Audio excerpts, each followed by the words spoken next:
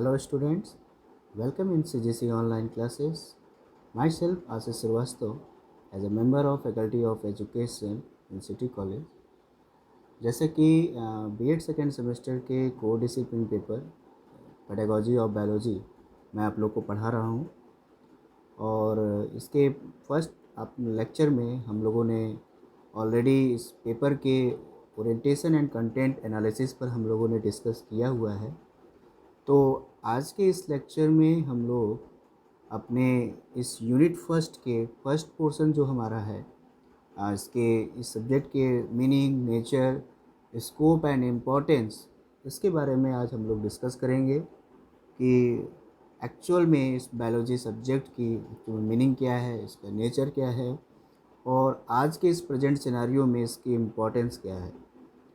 तो इसको स्टार्ट करने से पहले हम ये पहले जान लेते हैं कि इस फर्स्ट पोर्शन की आपके एग्ज़ाम में क्वेश्चंस कैसे आते हैं, इसका फ्रेमिंग कैसे होता है और किस तरीके से इसका क्वेश्चन आपके इम्पॉर्टेंट हैं, शॉर्ट क्वेश्चन में, लॉन्ग क्वेश्चन में कैसे आते हैं और इस क्वेश्चन का स्ट्रेट फॉरवर्ड और अप्लाइड क्वेश्चन में किस तरीके से ये क्वेश्चन आपके एग्ज़ाम में पूछे जाते हैं।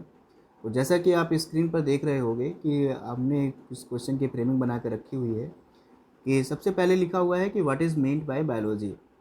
तो ये आपका शॉर्ट क्वेश्चन में भी आता है, डायरेक्टली स्ट्रेट फॉरवर्ड में क्वेश्चन पूछे जाते हैं कि जीव विज्ञान से क्या तात्पर्य है और इसका साथ साथ इसके स्कोप एंड इम्पोर्टेंस को स्ट्रेट फॉरवर्ड क्वेश्चन में आपके एग्ज़ाम में आता है कि describe the scope and importance of biology.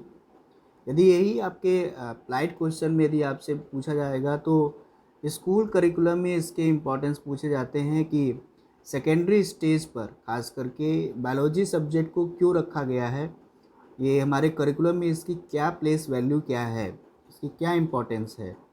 तो इस तरीके से इसको मर्ज करके क्वेश्चन पूछा जाता है। तो स्टार्ट करते हैं इसके फर्स्ट पोर्शन से कि what is the mean by biology. मतलब कि यदि हम बात करें कि व्हाट इज़ बायोलॉजी, बायोलॉजी का क्या मीनिंग है, तो जनरल वर्ड आप जैसे आप उसके नाम से ही आपको लग रहा है कि biology is the science of living things. तो जो ह्यूमन जो क्यूरियोसिटी है to know the living things along with the instincts to survive were the main factors responsible for the origin of biology, कि कौन कौन से उसके रिस्पॉन्सिबल फैक्टर्स हैं जिसके द्वारा हम इसके अंतर्गत अलग अलग चीज़ों की स्टडीज़ करते हैं।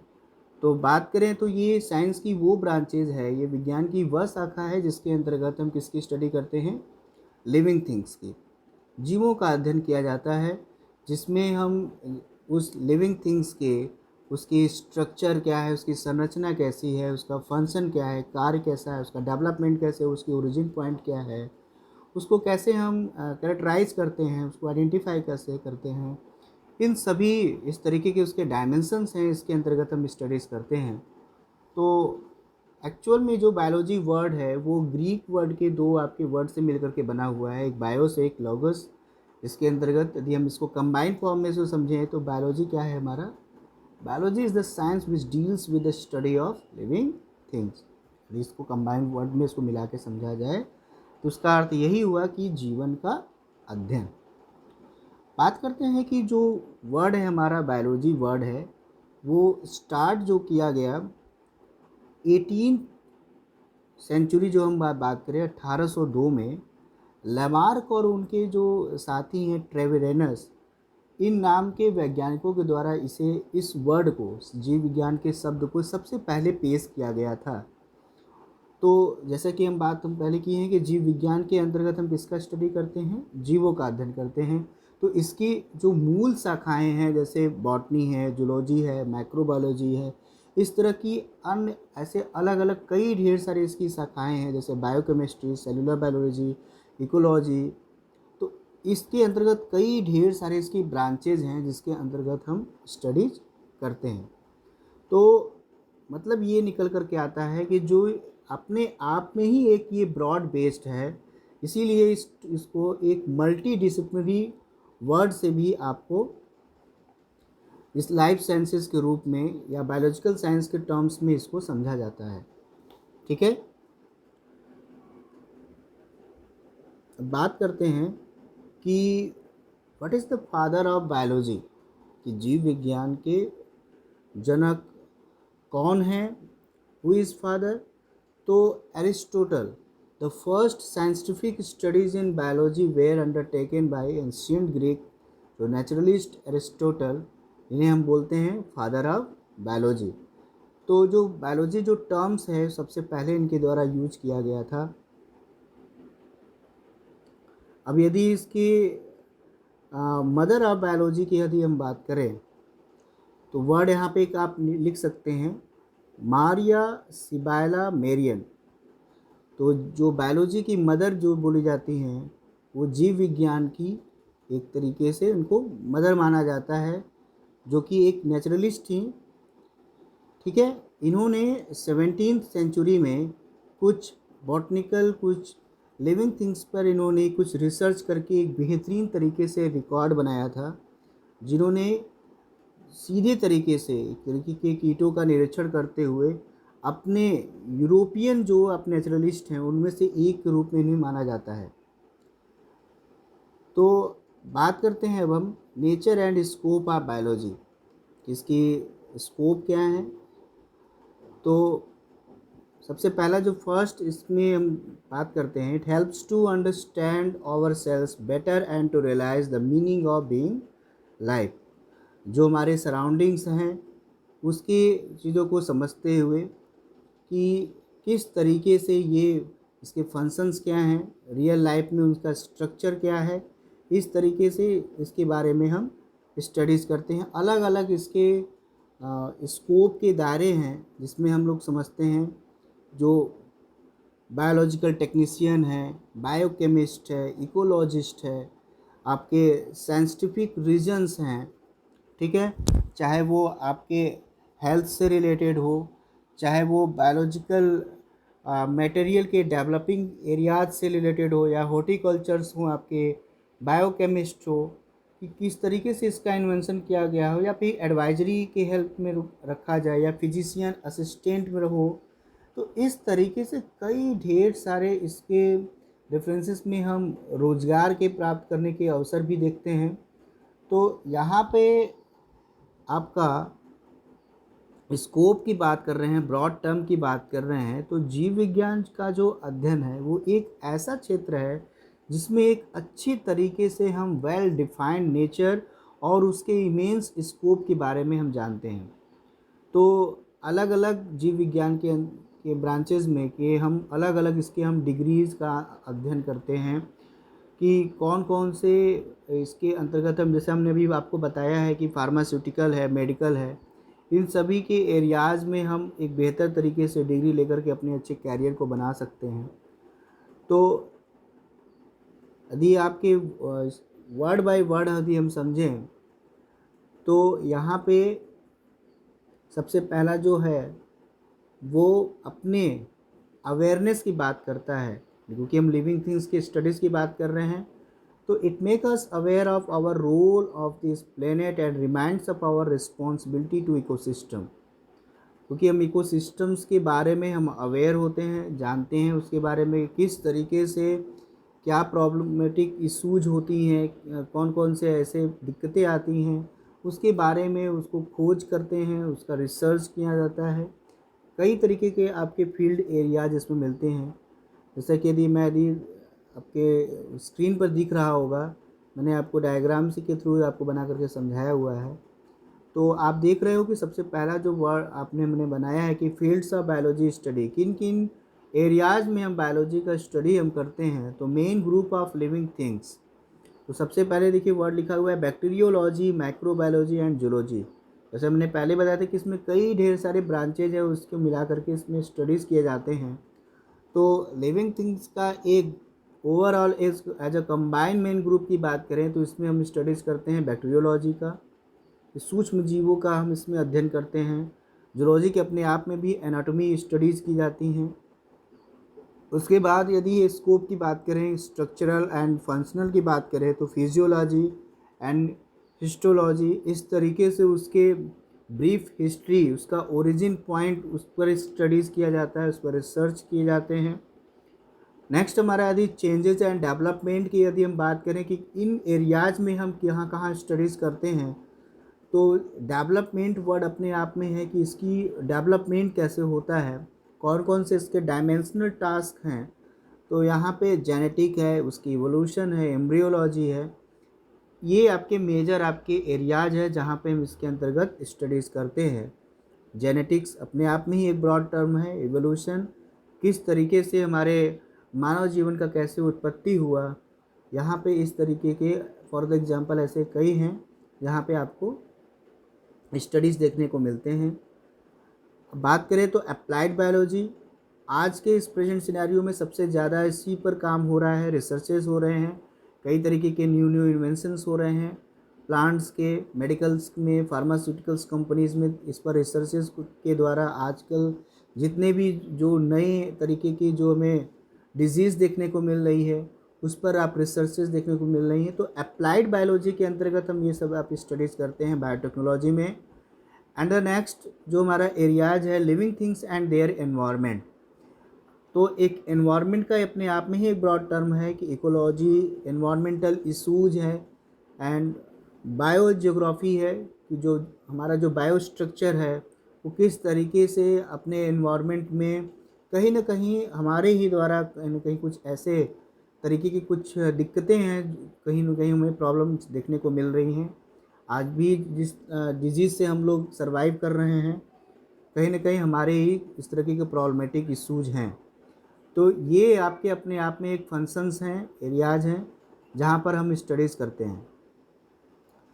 बात करते हैं कि the importance of biology in school curriculum. School curriculum में अपना बायोलॉजी सब्जेक्ट की क्या इम्पोर्टेंस है। तो बायोलॉजी जो आपका है वो एक नेचुरल साइंस है। तो इस तरह के एनवायरमेंटल जो ह्यूमन लाइफ है, प्लांट सेल है, एनिमल्स है, इसके फंक्शंस के इवोल्यूशन से लेकर के इसके ऑल अदर जितने भी लिविंग्स ऑर्गेनिजम्स हैं वो सराउंडिंग्स के रूप में, ये इन सभी चीज़ों के बारे में हमारे हमारे स्कूल सब्जेक्ट के करिकुलम सिलेबस में इसको रखे गए हैं।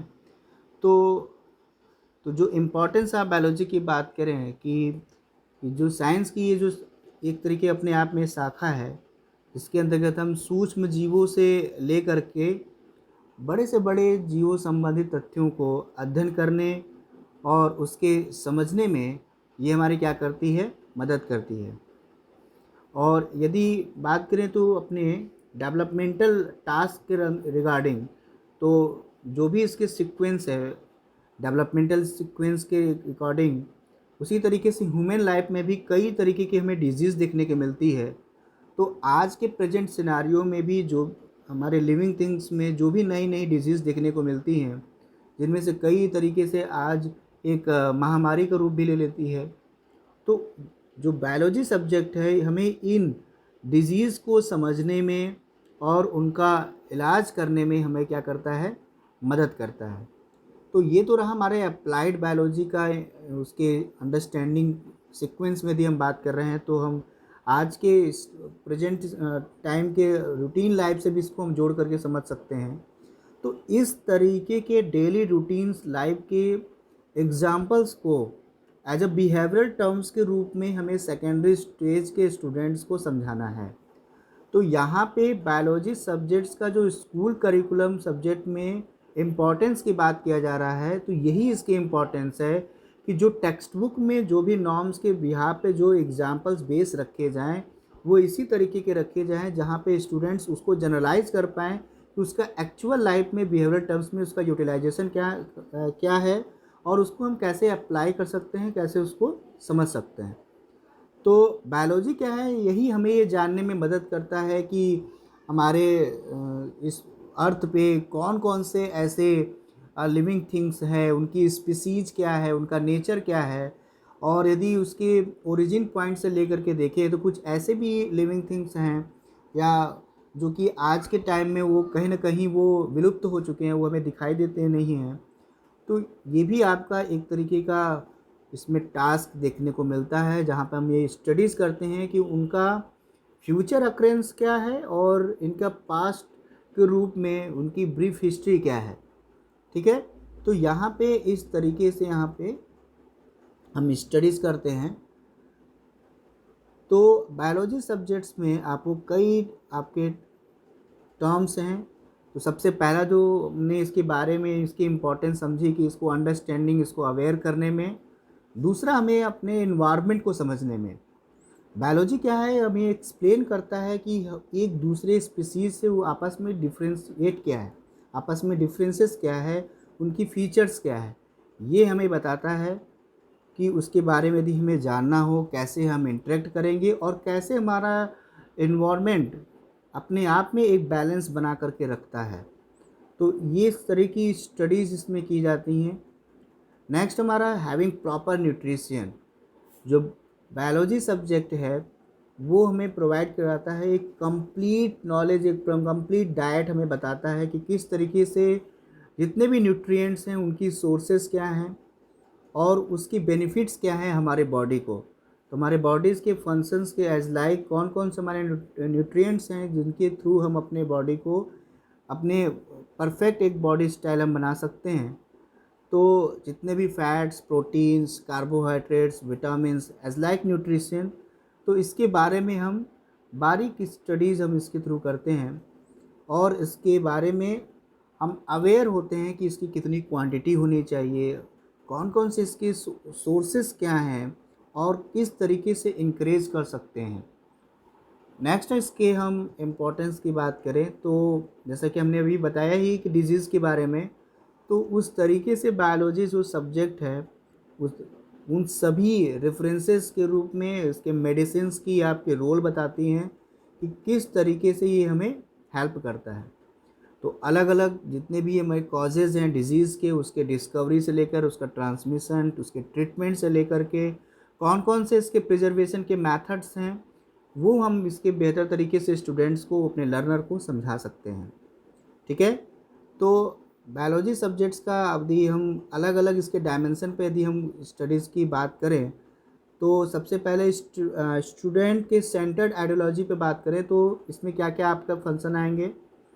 तो क्योंकि हमने बात किया है स्कूल करिकुलम पे, तो स्कूल के करिकुलम के रेफरेंस में ही आपको आंसर फ्रेमिंग करना है।